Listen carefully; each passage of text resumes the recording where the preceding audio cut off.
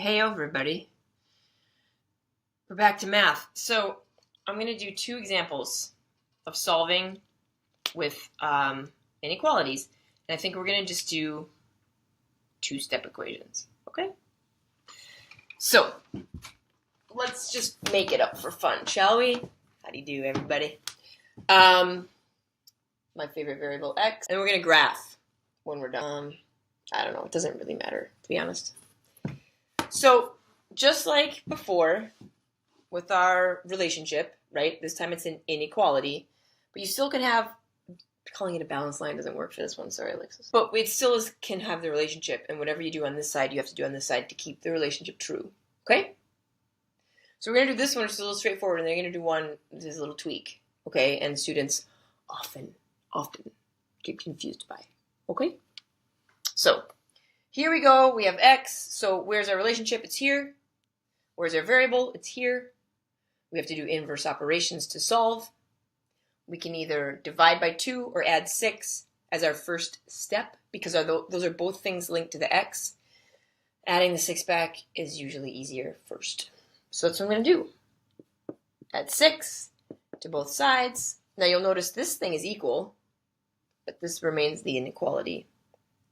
So, 2x is greater than or equal to 2 plus 6 is, survey says, 8. Okay, multiplied by 2, so we need to divide by 2. And we get x greater than or equal to 4. Okay, we're going to do a number line so we know what we're talking about. Positive side, negative side, right? Easy peasy. It doesn't really matter. You say 4. Then ask yourself, open circle or closed circle? Remember how we talked about? So open circle means do you include it or not? Open circle, closed circle. So do you include it? If it's open, you don't include it. It's your neighbor's fence. If it's closed, it's your fence. So we look to this, or equal to. That then tells us it is our fence. Fill it in. And we want all the numbers greater than. So what's a number greater than 4? 5. 5 goes that way, right? Versus 0 goes that way. So we're going to go fill it in, big bold arrow, done, and done. You guys follow? Like I said, I'm not doing a whole big extra thing with tons of examples on this for now. Boom, boom, boom, boom, screenshot it, boop, and then graph it. Yeah, because we're getting rid of this now. Get your screenshot. Example 2. This one's going to take a little more, okay? That's why we had to kind of roll through example 1 quickly. Sorry, I have to, do the numbers in my brain real fast. That should do. Okay. Throwing in some negatives. We're going to see what happens. Yeah? So, when there's nothing written here, it's a phantom what? It's a phantom plus sign. Plus means operation is addition. So the inverse of addition is subtraction. So we're going to subtract 8. Oh, I'm sorry, I jumped the gun. Here's our relationship line.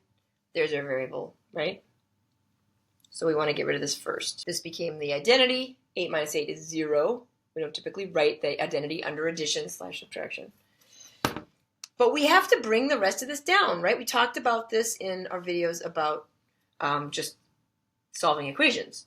So we have negative 3x is less than or equal to negative 7 minus 8. Let's number line it, but let's not number line it. We're getting more negative, but we can sum them. 7 and 8 is 15, but it's more negative, so it's negative 15. I'm getting some glare from my windows. Don't bother me. All right, so this is where students get a little thrown off when it comes to inequalities. So let's go right after this. We're going to have to write this twice. I'll do the other one in green, maybe over here. Let's go right after this as though we were doing this with an equal sign, okay? So this is being multiplied. So the inverse of multiplication is division. The number we have to divide by is negative 3. Any number over itself is 1, which is the identity under multiplication, so we're left with just x. Negative 15 divided by negative 3, negative over negative is a positive. 15 divided by 3 is 5. Now, I know I jumped through that. We haven't done a lot of videos on signed numbers in multiplication and division. But I'm going to trust you had a decent 6th grade education on that. Maybe I jumped past. But what happens to our relationship? Okay, now, some of you might remember or may have already seen or might know. You have to, it's not that you have to as in something to memorize. I'm going to show you why what it is. You have to flip the sign. Okay? So it becomes x is greater than or equal to 5. Okay? Now, if you want to number line this bad boy and you go to 5, right? Well, either way, it's or equal to. Let me see this. So we make our circle. It's our fence, right? Now, the easiest number to check if it works is 0. Okay, and we're going to get to this when we do linear inequalities, I don't know, in a couple weeks maybe. So let's go back into our problem and put 0 in for what? For our variable. And if 0 makes this statement true, then we shade toward the 0, which is true. If 0 makes the statement false, then we go the other way. Okay, so this is how we can check. And then I'm going to show you why with the green marker, remember? So if I put 0 in here, I get 8 minus 3 times 0. Well, what is that? 3 times 0 is 0. 8 minus 0 is 8. Is 8 less than or equal to -7? No. That 8 is greater. So this is not our solution. We go this way, okay?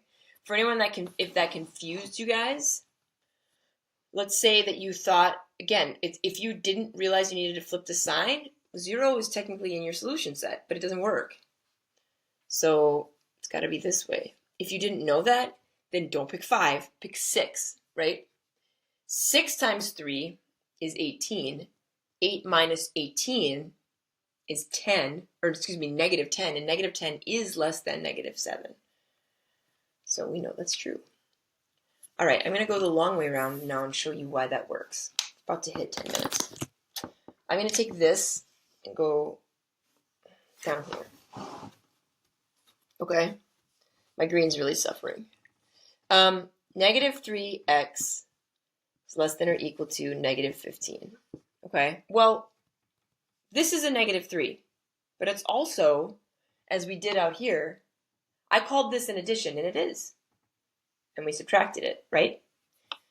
Well, this is a -3. That means we could add it.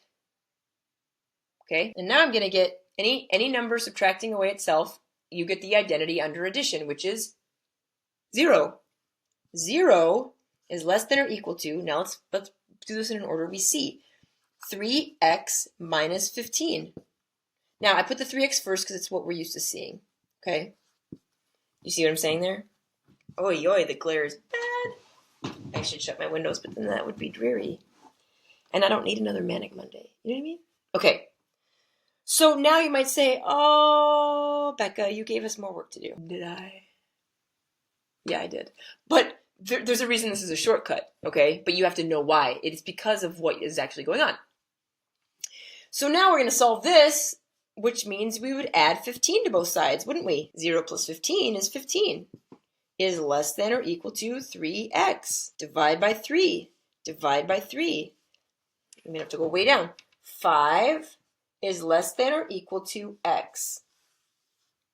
But 5 is less than or equal to x is the same as x is greater than or equal to 5. But so you'll know now 5 is the low bound and the rest goes up. You don't switch this on this, you don't switch this here just because it's like something you got to memorize, it's arbitrary. No, nothing is arbitrary in math except for the symbols we use for counting. This is the shortcut of this, right? This was 1, 2, 3 extra steps, and this was just 1. No, this was just 0. So 3 extra steps, but you could do the shortcut, right?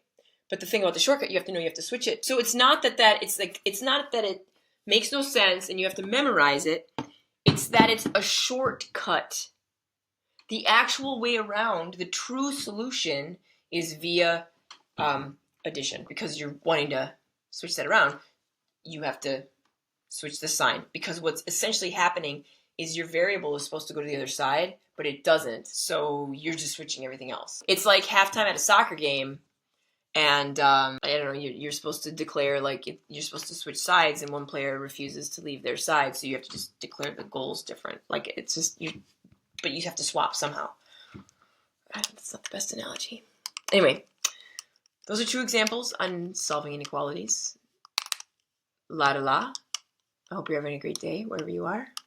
It was raining, and the sun was out, and the clouds, and now it's sunny again. So we don't know. But it's a fun Monday in the world. So wherever you are, cheers, good luck, happy math, bye.